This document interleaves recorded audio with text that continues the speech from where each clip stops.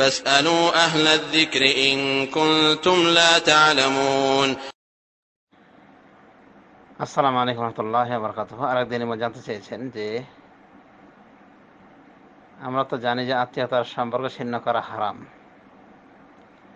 তো যদি আমাদের এমন কোনো আত্মীয় থাকে যারা যারা যারা আমাদের সাথে খারাপ ব্যবহার করে, এমনকি কোনো দান দক্ষিণা করলে পরে সেটা খোঁটা দেয়, মানুষকে শোনায় যে এই এই দিয়েছি, তাকে অমুক অমুক দান করেছি, তারপরে সে এরকম নেমক হারামি করছে ইত্যাদি, এক কথায় খোঁটা দেওয়ার আশঙ্কা থাকে, এরকম আত্মীয় স্বজনের সাথে সম্পর্ক রাখা যাবে কি যাবে না? আত্মীয়তার সম্পর্ক রাখা আসলে বিরাট বিষয়। সহিহ বুখারী মুসলিমের হাদিসে এসেছে, লা ইয়াদখুলুল জান্নাতা কাতিউন, আত্মীয়তার সম্পর্ক নষ্টকারী জান্নাতে প্রবেশ করবে না। সুতরাং আত্মীয়তার সম্পর্ক নষ্ট করা যাবে না, এটা হারাম। আর হাদিসে এটা বলা হয়েছে যে কোনো মুসলিম ব্যক্তি যেন হালাল নাই তার ভাইকে পরিত্যাগ করে রাখা, মানে তার সাথে কথা বন্ধ করে রাখা 3 দিনের ঊর্ধ্বে। বুখারী শরীফের হাদিস। তো এসব দলিল থেকে প্রমাণ হয় যে আত্মীয়তার সম্পর্ক ছিন্ন করাটা একটা পাপের কাজ, কবিরা গুনাহ।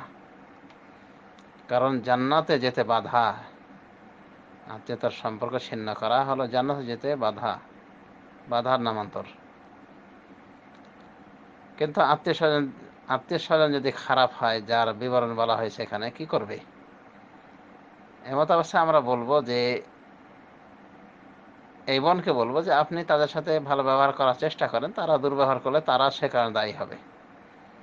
মুসলিম শরীফের হাদিসে রাসূলুল্লাহ সাল্লাল্লাহু আলাইহি ওয়াসাল্লামকে এক সাহাবী বলেছেন, ইয়া রাসূলুল্লাহ, আমার কিছু আত্মীয় স্বজন রয়েছে, আমি তাদের সাথে সম্পর্ক জুড়ে রাখতে চাই, তারা ছিন্ন করে। আমি তাদের সাথে ধৈর্যের পরাকাষ্ঠা দেখাই, কিন্তু তারা আমার সাথে খারাপ ব্যবহার করে।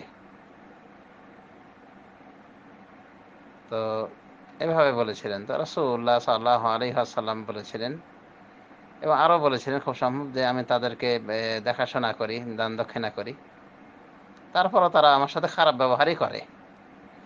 তখন রাসূলুল্লাহ সাল্লাল্লাহু আলাইহি ওয়াসাল্লাম বলেছিলেন যে যদি তুমি সত্যবাদী হয়ে থাকো, যদি তোমার কথাটা সত্য হয়ে থাকে, তাহলে তুমি যেন তাদের মুখে গরম ছাই তুলে দিচ্ছ। মানে তোমার অনুগ্রহ থেকে গ্রহণ করা তার জন্য হারাম, মানে তোমার থেকে তোমার অনুগ্রহ দান দক্ষিণা গ্রহণ করছে, এরপরও খারাপ ব্যবহার করছে, তো তুমি যেন তাদের মুখের ভেতরে গরম ছাই তুলে দিচ্ছ। তো চেষ্টা করতে হবে নিজে থেকে আত্মীয়তা রক্ষা করার চেষ্টা অব্যাহত রাখতে হবে।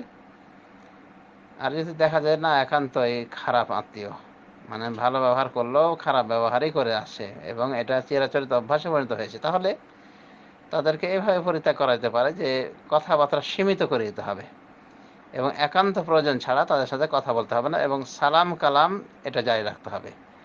একজন ব্যক্তির সাথে ন্যূনপক্ষে সালামও যদি বিনিময় করা হয়, তবুও এর মাধ্যমে আত্মীয়তার সম্পর্ক, এর মাধ্যমে কথার সম্পর্ক নষ্ট করা হয় না। এটা হাদিস দ্বারাই প্রমাণ। বরং বলা হয়েছে হাদিসের ভিতরে ও খায়রুহুম আল্লাযী ইয়াবদাউ বিস-সালাম, আর ওদের ভিতরে ওই ব্যক্তি উত্তম যে সালাম দিয়ে সূচনা করে, বুখারী শরীফের হাদিস। সুতরাং সালামের মাধ্যমে কথা বন্ধের ধারাবাহিকতা ছিন্ন করা হয়। অতএব বোনকে বলবো যে আপনার আত্মীয় স্বজন যদি এরকমই হয়, বা যাদের সময় জিজ্ঞেস করেছেন তারা যদি আসলে এরকম খারাপ হয়, তাহলে সালাম এবং অল্প কিছু কালাম তাদের সাথে বিনিময় করবেন আর এড়িয়ে চলার চেষ্টা করবেন, মানে বেশি কথা বলতে যাবেন না। এভাবে আপনি তাদের সাথে এক প্রকার সম্পর্ক রক্ষা করে চললেন, আবার তাদের অংশ থেকেও রক্ষা পাওয়ার পথ অবলম্বন করলেন। তবে টোটালি কথাবার্তা বন্ধ করা এটা জায়েজ হবে না, বিশেষ করে দুনিয়াবি এসব কারণে। তো আল্লাহ রাব্বুল আলামিন আমাদের সবাইকে তৌফিক দান করুন সঠিক বোঝার, এবং আত্মীয়তার সম্পর্ক ঠিক রাখা তৌফিক দান করুন, আর আত্মীয়দেরকেও বোঝার তৌফিক দান করুন, আত্মীয়তার পবিত্রতা রক্ষা করার বিষয়টি তাদেরকে বোঝার তৌফিক দান করুন। আল্লাহ রাব্বুল আলামিন আমাদের সবাইকে ফিকহ ফিদ্দীন দান করুন। আমিন। ওয়া সাল্লাল্লাহু আলা নবিয়্যিনা মুহাম্মদ।